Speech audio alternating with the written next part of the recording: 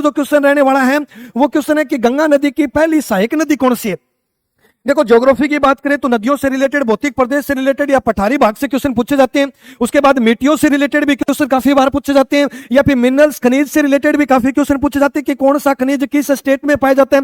जैसे पन्ना की खान किस खनिज के लिए प्रसिद्ध है, जावर की खान किस खनिज के लिए प्रसिद्ध है, कर्नाटक का कोलार अट्टी क्षेत्र किस खनिज के लिए जाना जाता है, या फिर उड़ीसा का मयूरभंज क्षेत्र किस खनिज के लिए जाना जाता है।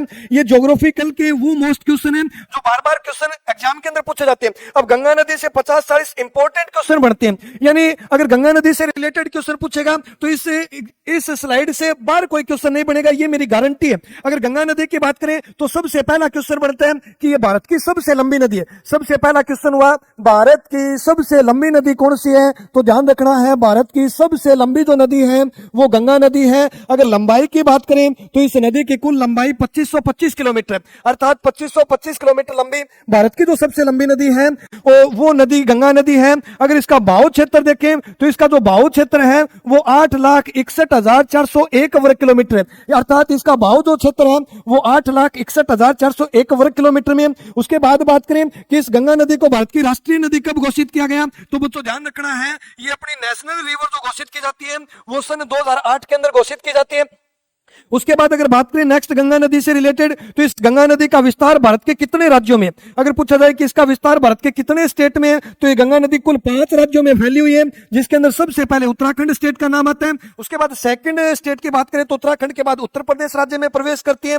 उसके बाद पटना के आसपास बिहार राज्य में प्रवेश करती है। उसके बाद कुछ भाग झारखंड को स्पर्श करती हुई और ये भारत के अंतिम राज्य पश्चिमी बंगाल राज्य में प्रवेश करती है। अर्थात ये वो भारत के 5 राज्य हैं जहां से गंगा नदी बहती है, गंगा नदी प्रवाहित होती है। तो इन 5 स्टेटों से भी काफी क्वेश्चन बनते हैं। अगर इससे आगे बात करें कि इस गंगा नदी का कितने देशों में विस्तार है तो ध्यान रखना है गंगा नदी कुल 2 देशों में बहती है। अपने भारत से निकलकर बांग्लादेश में जाने वाली नदी है गंगा नदी। और उसके बाद अगर बात करें कि इस नदी को बांग्लादेश में किस नाम से जानते हैं तो इस नदी को बांग्लादेश में पद्मा कहा जाता है। और उसके बाद बात करें कि इसका अंतिम स्थान कौन से है तो इसका अंतिम जो स्थान है वो है बंगाल की खाड़ी, अर्थात बंगाल की खाड़ी में गिरने वाली नदी है गंगा नदी, जो भारत की सबसे लंबी नदी, भारत की नेशनल रिवर का दर्जा दे रखा है, जिसे नवंबर 2008 के अंदर भारत की राष्ट्रीय नदी स्वीकार किया गया। वो भारत के 5 राज्यों में फैली हुई है। उसके बाद गंगा नदी की बात करें तो गंगा नदी जिस स्थान से निकलती है, जिस स्थान से गंगा नदी का उद्गम होता है उस स्थान पर गंगा नदी को गंगा नदी के नाम से नहीं जानते हैं, अर्थात जहां से नदी का उद्गम होता है उस जगह इस नदी को गंगा नहीं कहा जाता है। देखो उत्तराखंड के अंदर एक स्थान स्थित है जिस स्थान को गंगोत्री के नाम से जानते हैं। अगर गंगोत्री की बात करें तो गंगोत्री जो जगह पड़ती है वो भारत के उत्तराखंड राज्य में हिमालय पर्वतमाला श्रेणी के अंदर एक भाग है जिसे गंगोत्री कहा जाता है। और इसी गंगोत्री नामक स्थान से एक नदी निकलती है जिस नदी का नाम है भागीरथी नदी, अर्थात गंगा जो नदी है वो उद्गम स्थान पर भागीरथी नदी कहलाती है। उसके बाद इसी उत्तराखंड राज्य से एक और नदी निकलती है, उस नदी की बात करें तो उस नदी को कहा जाता है अलकनंदा नदी। यानी उत्तराखंड से 2 बड़ी नदियां अलकनंदा और भागीरथी नदी के नाम से उद्गम होता है, अर्थात दोनों नदियां उत्तराखंड राज्य से निकलती हैं। और उसके बाद उत्तराखंड का एक स्थान है जिस स्थान को कहा जाता है देवप्रयाग।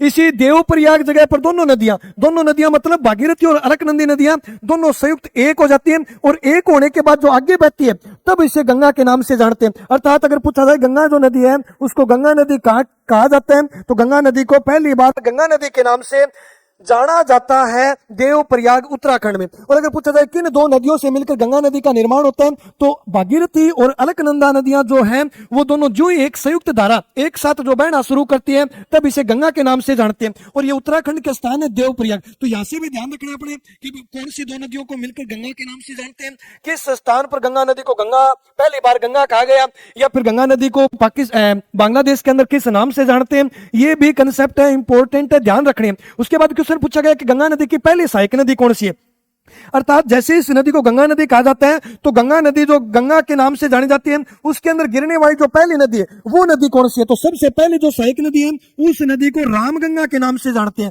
अर्थात जो रामगंगा नदी है वो गंगा नदी की पहली सहायक नदी है। तो अपना जो आंसर रहने वाला है वो ऑप्शन सी है। लेकिन क्वेश्चन तो ये भी पूछा जा सकता है कि बताओ गंगा के अंदर अंतिम सहायक नदी कौन सी गिरती है, अर्थात पहली जो सहायक नदी है वो तो रामगंगा नदी हो गई। लेकिन अगर पूछा जाए कि अंतिम गंगा में गिरने वाली सहायक नदी बताओ या फिर अंतिम गंगा की सहायक नदी बताओ, तो जो आखिरी गंगा की सहायक नदी है उसे महानंदा कहा जाता है। अर्थात महानंदा अंतिम सहायक नदी हुई और रामगंगा नाम से गंगा की प्रथम सहायक नदी हुई। वैसे गंगा की काफी नदियां सहायक है। अगर बात करें कि गंगा की सबसे बड़ी सहायक कौन सी है तो गंगा जो नदी है उसकी सबसे बड़ी सहायक नदी को यमुना नदी कहा जाता है। यानी यमुना नदी से क्वेश्चन पूछेगा तो गंगा की सबसे बड़ी सहायक नदी, गंगा की सबसे बड़ी जो सहायक नदी है वो यमुना नदी है, जिसका उद्गम उत्तराखंड राज्य से ही होता है। 1380 किलोमीटर बहने के बाद यह उत्तर प्रदेश के प्रयागराज नामक स्थान पर अपना पानी गंगा में डालती है और यह सबसे बड़ी सहायक नदी हो गई गंगा की भी, और यह भारत की भी सबसे बड़ी सहायक नदी हो गई। और इसी यमुना के ऊपर अपने भारत की राजधानी दिल्ली शहर बसा हुआ है। चंडीगढ़ पुलिस के अंदर क्वेश्चन पूछा गया था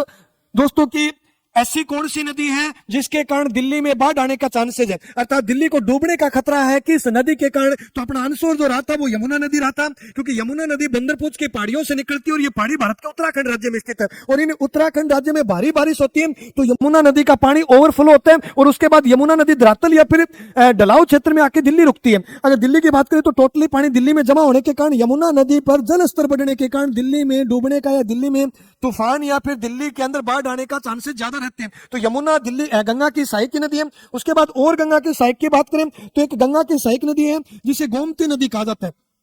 गंगा की सहायक नदी है जिस नदी को गोमती नदी के नाम से जानते हैं। अब गोमती नदी से अगर गंगा से रिलेटेड क्वेश्चन बनते हैं तो क्वेश्चन ये रहने वाला है कि भाई समतल भूमि या फिर मध्य का क्षेत्र कि भारत के समतल भाग से निकलकर अगर गंगा में कोई नदी गिरती है निकलकर गंगा की सहायक नदी बताओ। अर्थात क्वेश्चन जो है वो ये पूछ रहा है अगला कि जितनी भी गंगा की नदियां हैं वो नदियां पहाड़ी क्षेत्रों से निकलकर आकर गंगा में पानी डालती है, लेकिन एकमात्र ऐसी सहायक नदी है गंगा की जिसका उद्गम जो होता है वो समतल भाग या फिर मैदानी क्षेत्र से होता है। अर्थात मैदानी भाग से निकल कर गंगा में गिरने वाली एकमात्र सहायक नदी बताओ। तो अपना आंसर रहने वाला है गोमती नदी और इसी गोमती नदी पर लखनऊ शहर भी बसा हुआ है बच्चों।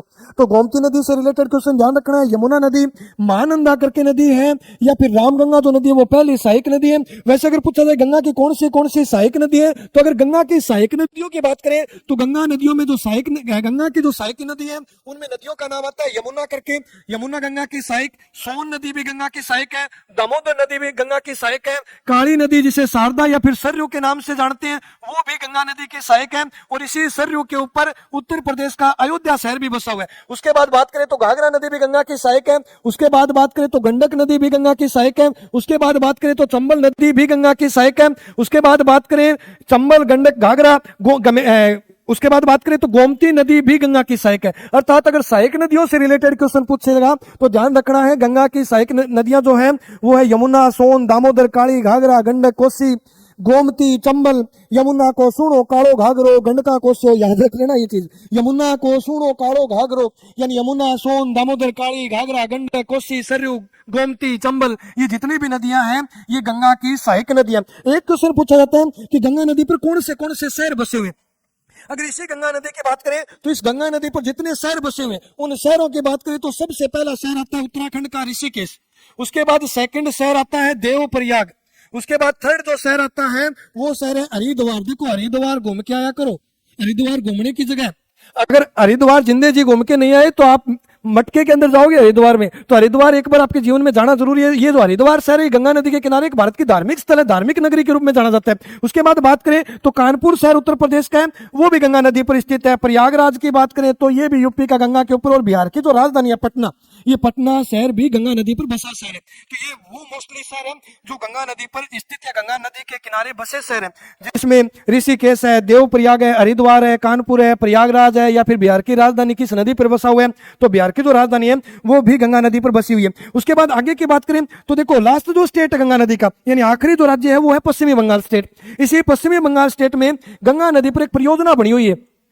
अगर उस परियोजना से रिलेटेड क्वेश्चन बढ़ता है तो ध्यान रखना है उस परियोजना को फरक्का परियोजना के नाम से जानते हैं। अगर फरक्का परियोजना की बात करें तो पश्चिमी बंगाल राज्य में स्थित गंगा नदी पर परियोजना है, और इसी परियोजना को पार करने के बाद गंगा नदी जो है वो कुल दो धाराओं में बहने शुरू हो जाती है, दो भागों में बट जाती है। एक भाग तो इसका बांग्लादेश में चला जाता है जिसे पद्मा का नाम दिया गया बांग्लादेश के द्वारा, और एक जो भाग है वो अपने भारत में ही विस्तृत है जिसे हुगली नदी के नाम से जानते हैं। अर्थात अगर पूछा जाए कि हुगली जो नदी है वो किस नदी की सहायक है या किस नदी से अलग होती है तो गंगा से अलग होने वाली एक नदी है जिसे हुगली नदी कहा जाता है, और इसी हुगली नदी पर पश्चिमी बंगाल का कोलकाता शहर बसा हुआ है। यानी कोलकाता की बात करें तो कोलकाता जो वेस्ट बंगाल का शहर है ये गंगा से अलग होने वाली एक नदी है जिसे हुगली नदी कहा जाता है, इसी हुगली नदी पर बसा शहर है। तो कोलकाता ध्यान रखना है। उसके बाद जो गंगा के ऊपर बसे हुए जितने शहर वो भी ध्यान रखने हैं, और खास करके ध्यान रखना है दिल्ली। दिल्ली अगर बात करें तो दिल्ली जो शहर है वो यमुना नदी पर बसा हुआ शहर। अगर गंगा नदी से रिलेटेड, ऐसे गंगा के साथ साथ आगे आने वाली जितनी भी क्लासें हैं उन क्लासों में जो मोस्टली नदी है जिनसे रिलेटेड काफी क्वेश्चन पूछे जाते हैं, उन हर एक नदियों के बारे में चर्चा करेंगे। लेकिन अगर बाय द वे गंगा नदी से रिलेटेड क्वेश्चन बढ़ता है तो इन क्वेश्चनों से बाहर एक भी क्वेश्चन जाने वाला नहीं है।